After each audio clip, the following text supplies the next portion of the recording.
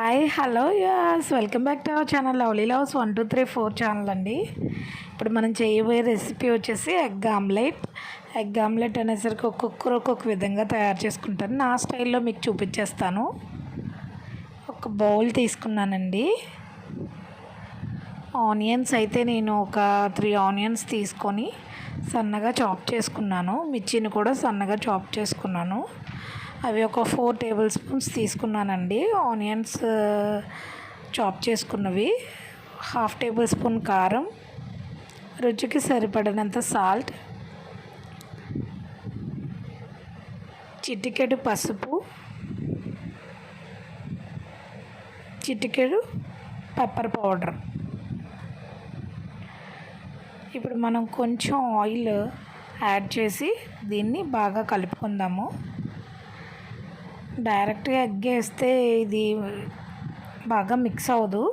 So దానివల్ల మనం oil add చేసి బాగా కలిపేసుకుందాం మొత్తం అన్నీ.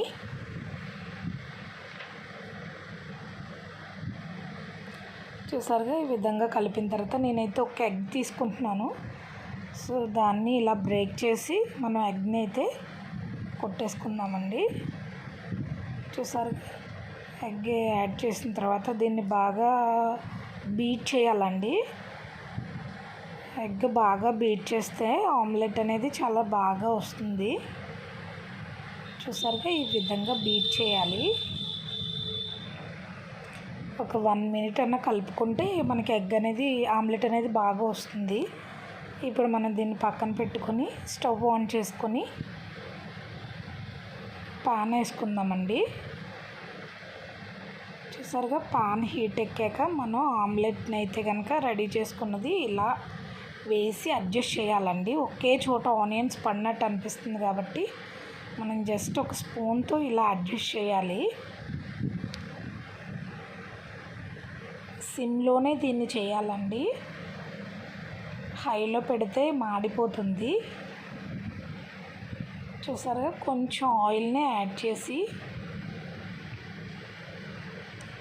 మనం ఇలా టర్న్ చేద్దామండి. స్లోగా టర్న్ చేద్దాము. చూసారుగా, ఎగ్ ఆమ్లెట్ అయితే చాలా చాలా బాగా వచ్చింది కదండి. ఈ విధంగా మీరు కూడా ట్రై చేయండి. ట్రై చేసి ఎలా ఉందో కామెంట్ పెట్టండి, లైక్ చేయండి, షేర్ చేయండి. నా ఛానల్ని సబ్స్క్రైబ్ చేయని వాళ్ళైతే తప్పకుండా సబ్స్క్రైబ్ చేయండి.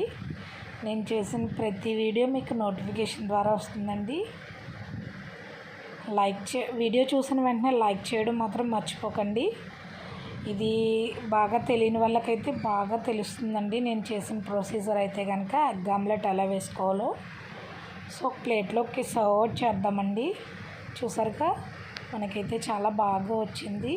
ప్లీజ్ లైక్ చేయండి, షేర్ చేయండి, కామెంట్ పెట్టండి. Thank you for watching.